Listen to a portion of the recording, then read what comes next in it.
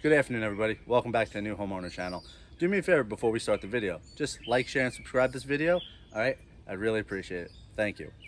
So today I'm going to talk about pepper plants, more specifically the Biquinho pepper plant, and that's what this is. All right, Biquinho peppers are actually very small peppers. They're about this big and they're teardrop in shape. Quick side note: pepper plants is how I got into gardening about a year ago. My wife's cousin was nice enough to gift me a small pepper plant in a solo cup last year.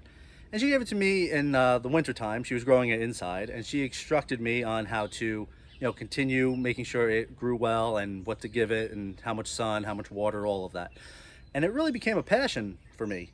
So I kept it inside until I would say end of May. Brought it outside, put it in a nice big 10 or 12 gallon container like this. And the plant flourished. It just really took off. So this year I dedicated a lot of time and effort to growing as many peppers as I can. The only difference is this year I'm doing sweeter peppers, or not as spicy peppers as the one I was gifted last year. The one that my wife's cousin gave me was a Hawaiian chili pepper, and I am not exaggerating when I say I got at least 1,000 peppers off of this plant last year. It was way too many. I ended up gifting a lot of those peppers away to people. And also they were just extremely spicy, a little too spicy for me. So this year I'm only going as hot as like a jalapeno pepper, maybe a Tabasco pepper. And the rest of my peppers are sweeter peppers or ones that are a little smoky in flavor. I have some habanada peppers growing. I have some Jimmy Nordello, which is a sweet pepper. It's really delicious. And by the way, it's a habanada I'm growing, not a habanero. All right, habanero is extremely spicy, not for me. Maybe that's something you like, but too much for me. So anyways, I'm just really excited with this pepper plant right now because I started this indoors last year. What I did was I went to the store, local grocery store, and I got a pack of sealed Biquinho peppers. And I just took the seeds out of them. What I did was I let them dry in the open air for a couple days. And then in early September, I put some in a little pot in my kitchen and just let them grow on their own. I ended up with about 3 plants out of that.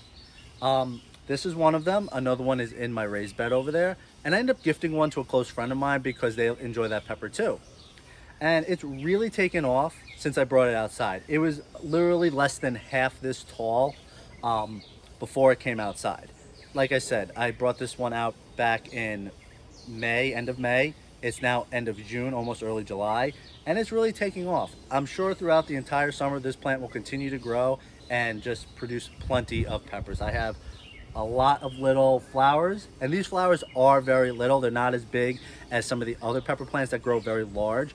So these are little flowers and in turn produce little peppers. But it's a very delicious pepper, especially when it's pickled. I highly recommend that if you do enjoy peppers, you get one of these plants or some of these seeds and start your own. All right, well, listen, I'm going to cut this video short today because I don't want to bore you with all of the crazy details about peppers. But listen, please like, share, and subscribe to this video, and have a nice day. Thanks.